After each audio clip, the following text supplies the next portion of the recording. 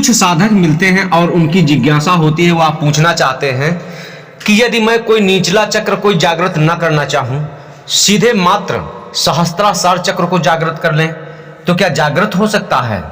तो इसके बारे में विस्तार से सुनेंगे। ध्यान से सुनने की आवश्यकता है कि सहस्त्रार चक्र को कैसे जागृत करें और इनसे क्या शक्तियां प्राप्त होंगी और क्या कर सकते हैं। तो ध्यान से सुने। जैसा कि अभी पीछे जान चुके हैं कि सहस्त्रार चक्र किस स्थान पर मनुष्य शरीर में होता है और इसमें उन्मुनी मुद्रा के द्वारा ध्यान किया जाता है और सत शब्द का जाप किया जाता है। कुछ लोग तो कहते हैं कि वो मंत्र का जाप करें या अन्य मंत्रों का जाप बताते हैं, लेकिन नहीं, इसमें सत शब्द का जाप किया जाता है, क्योंकि हर इंसान का, हर चक्र का, जैसे हर इंसान का नाम अलग अलग होता है, हर स्थान का नाम अलग होता है, उसी स्थान का जो अधिष्ठाता राजा होता है, वहाँ का जो अधिपत्य जिसको दिया जाता है वह दूसरा ही होता है, तो उसका दूसरा नाम भी होगा। ऐसा थोड़ी है कि जिस चक्र को जागृत करना चाहें वहाँ पर सिर्फ ओम शब्द का, ओंकार का या इत्यादि मंत्रों का जाप करें। जब सटीक उस चीज को करेंगे तभी उसमें अधिक उन्नति और शीघ्र उन्नति प्राप्त होती है। लेकिन जैसे मान लिया अन्य ग्रंथों में पढ़ने को मिला होगा या सुना होगा कि हर जगह पर ओम शब्द की चैटिंग करने के लिए बता दिया जाता है। ऐसा नहीं है कि हर जगह पर ओम की चैटिंग करेंगे और कुछ भी जागृत कर लेंगे, कुछ भी शक्तियां जागृत कर लेंगे। जैसे आप देखते हैं कि इस समाज में सभी निचले अधिकारियों से लेकर के उच्च अधिकारी तक, प्राइम मिनिस्टर या फिर राष्ट्रपति जो होता है, इन सब के पद अलग अलग होते हैं। ठीक इसी प्रकार से इसमें भी अध्यात्म की स्थिति में सभी स्थान अलग अलग होते हैं और उनकी शक्तियां भी अलग अलग होती हैं। तो जानते हैं कैसे सहस्त्रार चक्र को जगाना है। ध्यान से सुने। इसका शास्त्रों में वर्णन मिलता है, सत शब्द सो उन्मुनी मुद्रा, सोई प्रकाश स्नेही, तामे झिलमुल ज्योति दिखावे, जाना जनक विदेही। तो यह जो उन्मुनी मुद्रा है और यहाँ पर सत शब्द का जाप किया जाता है, ठीक उसी प्रकार से जैसे कि मैंने पीछे भी बताया हुआ है किस प्रकार से जाप करना है। तो आइए जानते हैं ध्यान कैसे करना है, किस स्थान पर करना है और किस प्रकाश का ध्यान करना है। यहाँ पर मात्र प्रकाश का ही ध्यान किया जाता है और अपने मस्तिष्क के यानी कपाल के ऊपर जहाँ पर माताएं बहनें सिंदूर लगाती हैं, वहीं पर इसका ध्यान किया जाता है। यहाँ पर एक नमूने के तौर पर उदाहरणार्थ स्वरूप ले सकते हैं कि यहाँ पर 1000 पंखुड़ियों का कमल और उस पर ज्योति जल रही है। यह ध्यान योगी करते हैं लगातार निरंतर, अपने सभी अंदर की जो भी चित्तवृत्तियां, मन, यह सब दौड़ रहा है, इन सब को बिल्कुल एकाग्र कर देना है। जिस समय जो कार्य करना है उस समय वह कार्य करें। आपके लिए 24 घंटे में सारे घंटे पड़े हुए हैं, उस समय वह सब कुछ सोच सकते हैं अपने दैनिक भौतिक जीवन का। लेकिन जिस समय ध्यान के लिए बैठे, सिर्फ वही ध्यान करना है, वही जाप करना है, वही देखना है जो करने के लिए बैठे हुए हैं। ऐसी अपनी वृत्ति को अपनाना चाहिए कि जिस समय जो कार्य करें उस समय सिर्फ अपनी एकाग्रता का फोर्स, उसी पर सारा जुनून झोंक देना चाहिए, तभी उसमें सफलता मिल जाएगी। अन्यथा कई जन्म तक बैठे रहें, ध्यान करते रहें, जाप करते रहें, कुछ भी करते रहें, कुछ भी प्राप्त होने वाला नहीं है। जब तक अपने को एकाग्र नहीं करेंगे, एकाग्रता ही सब कुछ है। एकाग्रता के बारे में विस्तार से आगे मैं बताने वाला हूँ। एकाग्रता ही सब कुछ है और अपनी एकाग्रता को कैसे बनाएं, क्योंकि यह मनुष्य शरीर कई जन्म जन्मांतरों से लगातार इन्हीं चक्रों में घूम रहा हुआ है और अपने को एकाग्र नहीं कर पाता है। एकाग्र करना ही सारा खेल है। एक ऐसी स्थिति अपने अंदर बनाई जाती है, अपने चित्त, बुद्धि, अहंकार को, कामवासना को, सभी इंद्रियों के जो घोड़े दौड़ते हैं, इन सब को रोकना पड़ता है। जो रोक लेता है वही सूरमा है। उस ध्यान के समय में यही तो कला कोई नहीं बता पा रहा है कि इस कला को कैसे करना है। आइए मैं बताता हूँ। जिस समय जो कार्य कर रहे हैं सिर्फ वही करना है। अपने पास बहुत समय पड़ा हुआ है सब कुछ सोचने के लिए, अपने घर परिवार को सोचने के लिए, अपने धंधे बिजनेस को सोचने के लिए, लेकिन ध्यान के समय यह सब आना बहुत ही स्वाभाविक है, क्योंकि यह मन की वृत्तियां हैं।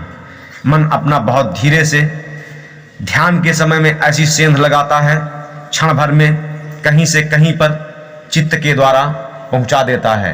कभी याद आएगा कि फला व्यक्ति ने तमाचा मारा था, बस यही सोचना शुरू कर देंगे, या सोचना शुरू कर देंगे गाली दी थी, या फिर अपना अहंकार प्रकट कर देगा और बहुत कुछ, या फिर ऐसी उधेड़ बुन में लग जाएंगे कि बच्चे की शादी करना है या फिर घर बनवाना है, कौन चीज कहाँ से एकत्रित करना है और कहाँ से धन आएगा।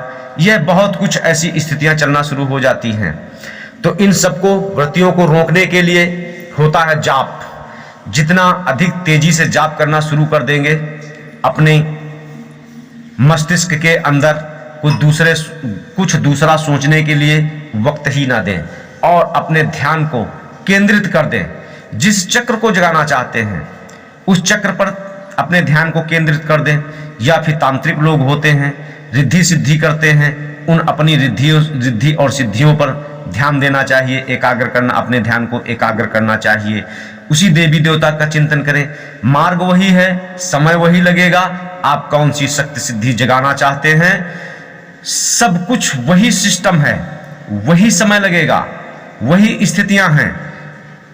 सिर्फ अपने अंदर के भाव विचार होते हैं कि हमें कौन सी सिद्धि, कौन सा चक्र जागृत करना है। जरूरी नहीं है कि मूलाधार चक्र को ही पकड़ करके चलें। आप जिस चक्र को जगाना चाहेंगे बस वहीं से शुरुआत हो जाएगी।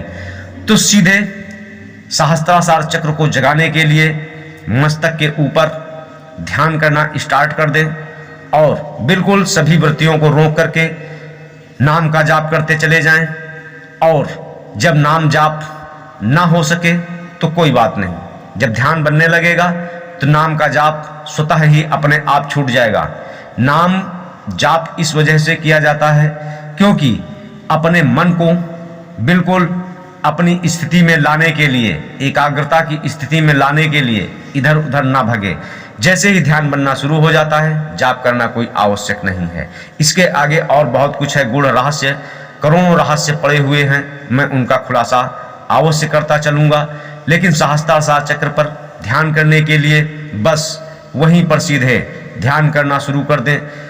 बस एक स्थान पर प्रकाश को देखना है, बहुत ऐसा प्रकाश पुंज दिखेगा, ऐसा प्रकाश पुंज का अद्भुत गोला दिखेगा, वह निरंतर उसमें प्रकाश बढ़ता ही चला जाएगा। किसी किसी साधक को धधकता हुआ प्रकाश अग्नि प्रज्वलित जैसा भी दिख सकता है और कुछ साधकों को शीतल प्रकाश, दूधिया प्रकाश, बहुत ही शीतलता प्रदान करने वाला दिख सकता है। बस उसी स्थान पर सीधे एकाग्र होकर के देखते जाएं और उसमें प्रवेश होते चले जाएं। ऐसी अनुभूतियां, ऐसा आनंद आएगा। यह स्थितियां 3 से 4 दिन में दिखना शुरू हो जाएंगी। अभ्यास करने की आवश्यकता है, लेकिन प्रथम में ज़्यादा अधिक अभ्यास ना करें। जितना सह सके शरीर बस उतना ही करें, क्योंकि अधिक अगर करेंगे तो फिर इस शरीर की सहन शक्ति जो है शायद बर्दाश्त ना कर सकें, क्योंकि यह बहुत ही शक्तिशाली प्रकाश है। यह बहुत ही इतना अधिक शक्तिशाली प्रकाश है कि सहस्त्रार चक्र बहुत ही अद्भुत शक्तियों से ओतप्रोत है। यही पूरे इस विश्व ब्रह्मांड को चला रहा है। जैसे ब्रेन पूरे शरीर को निर्देशित करके चलाता है, ठीक इसी प्रकार से सहस्त्रार चक्र इस सृष्टि को चला रहा है। जैसे आप देखते हैं कि किसी भी देश का जो प्राइम मिनिस्टर होता है, सब कुछ उसके हाथ में होता है, उसके पास सभी पावर होते हैं, जो आदेश दे देगा वही होने लगेगा। राष्ट्रपति होता है, उसका भी पावर होता है, लेकिन सर्वोपरि प्रधानमंत्री का ही पावर होता है। ठीक इसी प्रकार से इस सहस्त्रार चक्र का बहुत अधिक प्रताप होता है। इसमें जो रहस्यमय शक्तियां मिलती हैं वह किसी चक्रों में नहीं मिलेंगी, और न नीचे की जो मैंने 3 मुद्राएं बताई हुई हैं और 3 नाम बताएं, उनमें यह पावर नहीं है, उनमें भी बहुत अधिक पावर है, लेकिन इसका कुछ अलग ही जलवा है। फिर उसी प्रकाश में निरंतर आगे बढ़ते चले जाएं, आगे बढ़ते चले जाएं। वहां कुछ भी अपने अंदर चिंतन विचार करने की आवश्यकता नहीं है।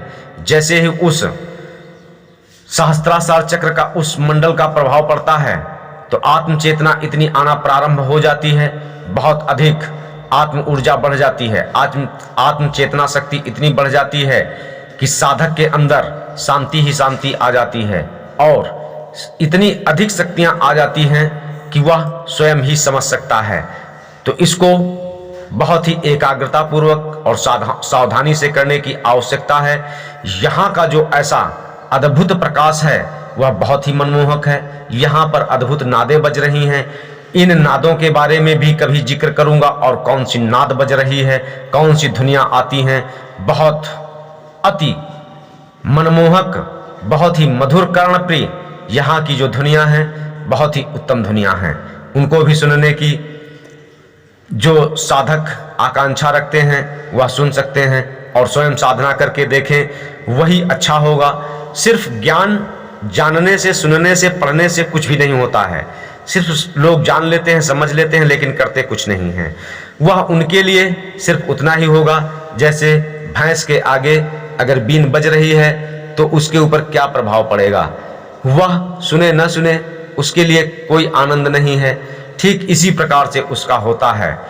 तो जो साधक साधनाएं करते हैं वह किसी भी प्रकार का कोई भी वाद विवाद नहीं करते हैं, क्योंकि आध्यात्म चर्चा आत्म विवाद का यानी कि विवाद का कोई इसमें प्रश्न ही नहीं उठता है। इसमें तो सिर्फ चिंतन मनन साधना करने की आवश्यकता है। पहले जो साधना प्रारंभ करें 10 से 15 मिनट कर सकते हैं, फिर धीरे धीरे इसको बढ़ा करके आधा घंटा, 1 घंटा, 2 घंटा, 3 घंटा, 4 घंटा, जितना चाहें उतना कर सकते हैं। जितना अधिक करेंगे उतनी सिद्ध शक्तियां आती चली जाएंगी। जब पूर्ण सहस्त्रार चक्र जागृत हो जाता है तो फिर वह साधक अपने को ब्रह्म समझने लगता है। और कुछ लोग कहते भी हैं कि अहम ब्रह्म अस्मि, यानी कि मैं परमात्मा के समान हूं। और कुछ लोग अपने को परमात्मा मानना शुरू कर देते हैं। वास्तव में उस परमात्मा की शक्ति जब आ जाती है तो वह परमात्मा के समान हो जाता है।